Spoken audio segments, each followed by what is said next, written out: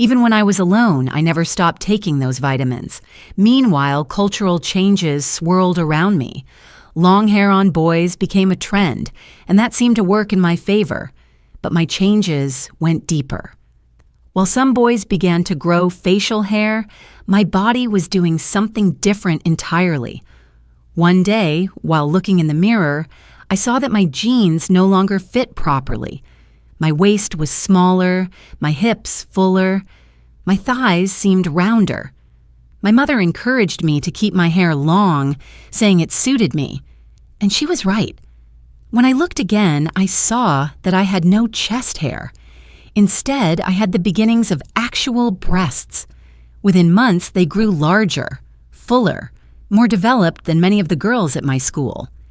I began having feelings for some of the boys, confusing and overwhelming emotions that I didn't know how to interpret.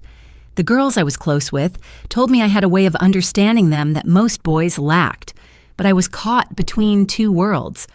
I started wearing oversized clothes, kept my hair down, and did everything I could to hide what was becoming impossible to ignore. By now, most people referred to me as Miss or Young Lady.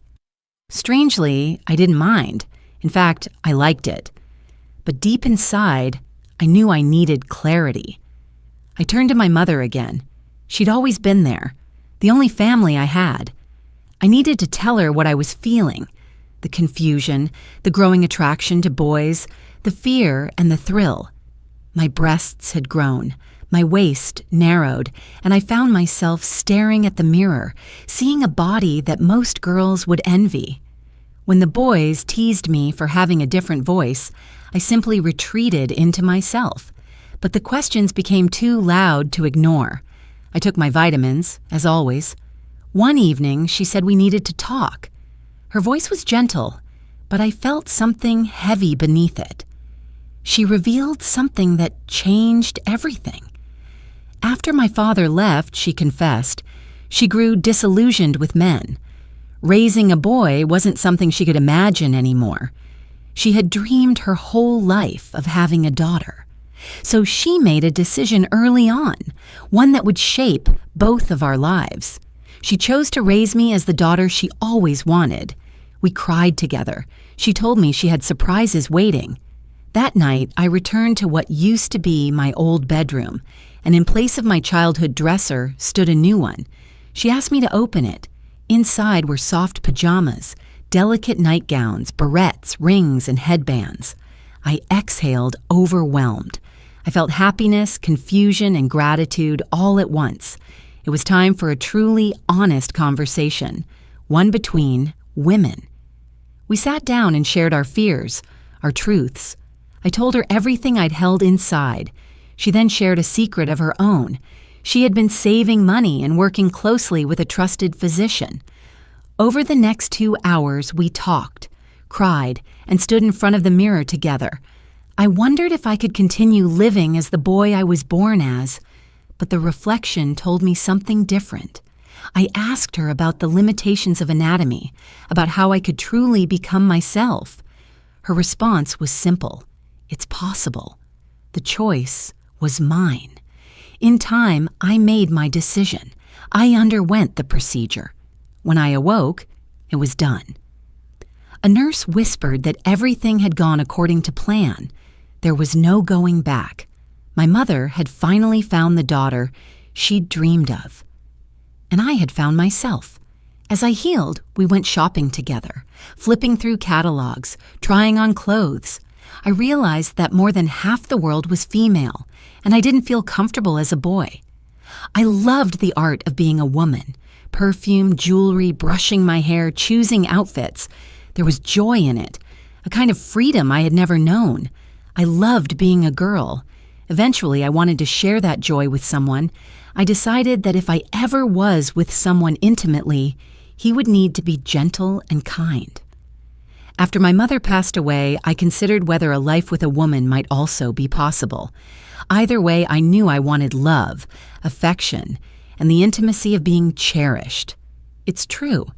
Some parts of being a woman can be inconvenient, like using the restroom in the woods. But I've grown to love being pampered, held, kissed, and adored. The first time was scary, yes, but I think that's true for many girls. Now, one of my favorite things is walking past my mirror, catching my reflection and feeling proud. I soap my body slowly, lovingly. This moment, this piece, is what my mother hoped for all along, back when she first carried me inside her. We must reframe this act not as something to be hidden, but as a pathway toward deeper self-connection, awareness, and care. It is a practice that, when done consciously, affirms our dignity and strengthens our relationship with our own physical and emotional landscape. Now, for those who have stayed with us this far, thank you. We are about to enter the heart of this conversation. What follows is perhaps the most enlightening part of our discussion: how to thoughtfully integrate this practice into your life as part of a larger framework of wellness. The first and most important step is to identify your own natural rhythm. This is not something to be compared or measured against others. Your journey is uniquely yours. Whether it's weekly, monthly, or otherwise, your personal rhythm should be guided by your body's needs and your emotional intentions. Just as vital is the effort to free yourself from the chains of guilt. Many people carry unnecessary shame around this act, shame that is not theirs to bear. To practice mindful self-care is not something to apologize for. It is a way of tending to yourself with respect and integrity. Be kind to yourself. See your actions as part of a broader tapestry of personal care, healing, and self-respect. At this point, allow me to share with you an old tale. It is a story passed down from generations and has remained close to my heart, as relevant today as it ever was. Please listen closely, for each part of this story holds a deeper meaning that may speak directly to your own journey. Long ago, in a tranquil village nestled between emerald hills and ancient forests, lived a wise elder named Ellen. Ellen was known throughout the land not only for her deep understanding of life, but for the calm and clarity she brought to every conversation. People often traveled great distances to sit with her, hoping to uncover answers to the questions that troubled their hearts. One day, a young man named Enrique arrived at Ellen's humble cottage, a place filled with the scents of dried herbs and the warmth of a well-lived life. His eyes revealed an inner storm, a quiet battle he had carried for some time. When he finally spoke, he confessed to feeling overwhelmed by his frequent habits he couldn't control and which had begun to affect his sense of balance and self-worth. He feared he was losing control and drifting further from who he wanted to be. Ellen listened with great compassion, her silence offering a sanctuary for his words. When she finally spoke, her voice was like water over stones, steady, clear, and purposeful. She reminded Enrique that self-discipline was not about repression, but about conscious choice. She spoke of the importance of treating one's body as an ally, not an adversary. Ellen explained that balance does not come from denial but from respect, from a daily conversation with one's own instincts and desires. Enrique listened intently, his heart absorbing each word like the parched earth welcomes rain. When the time came to leave, Enrique thanked Ellen deeply, his spirit lighter than when he'd arrived. As he stepped back into the world, he carried with him the seed of understanding, a sense of how he might walk his path with more clarity, peace, and integrity.